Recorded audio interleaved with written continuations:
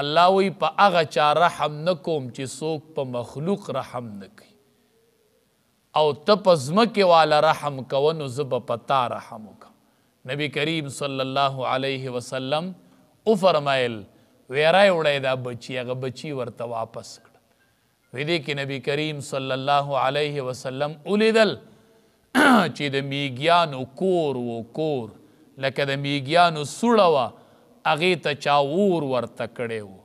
وی نبی کریم صلی الله علیه وسلم چې هغه ولیدل وی قتل ورته، وی نبی کریم صلی الله علیه وسلم وفرمایل چې په اور باندې به عذاب نه ورکوي مگر رب النار، چرې به په اور عذاب نه ورکوئ، دا صرف د اور چې کوم رب دی رب النار هغه به په اور عذاب ورکوي او انسان له دا اختیار نشته دی چې دی په اور باندې حشرات الارض یو سیز نه ورته تکلیف او دی هغې ته تیلې ووي. ډېر کرته خلق دا مچۍ وسیزي یا میږي وسیزي، په اور به عذاب نه ورکوي.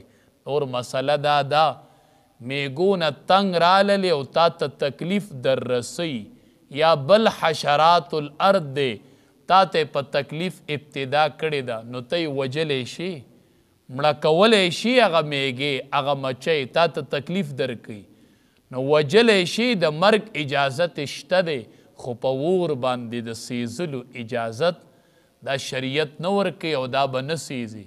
او دام علما وایي داسې به هم نه کوي، تا ته دلته میږي تکلیف درکوي او ته په هر ځای کې بیا میږي وژنې چې که تا ته د کومو نه تکلیف دی نو هغه ته مړه کا، هر ځای یا د هغې روغ کور یا د هغې روغه سوړه هغه ختمول. نو په دغه ټیم کې بیا چې تا ته د کم ځای نه تکلیف دی او د کمې سوړې نه د کمو میږو نه نو اگر چې شریعت د هغې د وجلو اجازت ورکوي چې د حشرات الارض نه بنده ته تکلیف وي خو په اور باندې د سیزلو عذاب اجازت رب العالمین نه ورکوي. نو ځکه ورته وایي قل ته ورته ووایه نارو جهنم اشد حره، اور د جهنم چې دی هغه ډېر سخت ګرم دی. لو کانو یفقهون، که دی پوهېدلی نو دی به داسې نه کوله، دی به بیا دا نه وي چې جهاد دی دا خو ګرمي ده او په ګرمۍ کې به موږ څنګه د کفارو سره جنګیږو.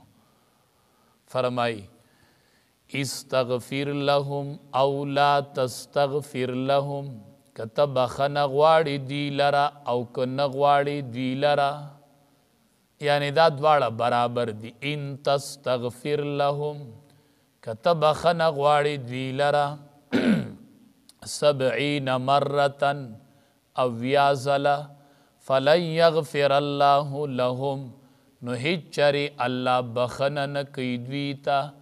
ذلک بانهم کفروا، دا په دې وجه چې دی کفر کړی دی بالله په الله باندې ورسوله او په رسول د الله باندې. والله الله تبارک وتعالی لا یهدی القوم الفاسقین، هدایت نه کوي قوم نافرمانو ته. فرح المخلفون، خوشحاله دي دا پاتې شوي د جهاد نه بمقعدهم پخپلو کیناستلو سره خلاف رسول الله، په خلاف د رسول الله صلی الله علیه وسلم. وکرهو او بد ګڼي دوی ان یجاهدوا باموالهم، چې دی جهاد وکړي په خپلو مالونو سره، وانفسهم او په خپلو نفسونو سره، فی سبیل الله پلار د الله کی.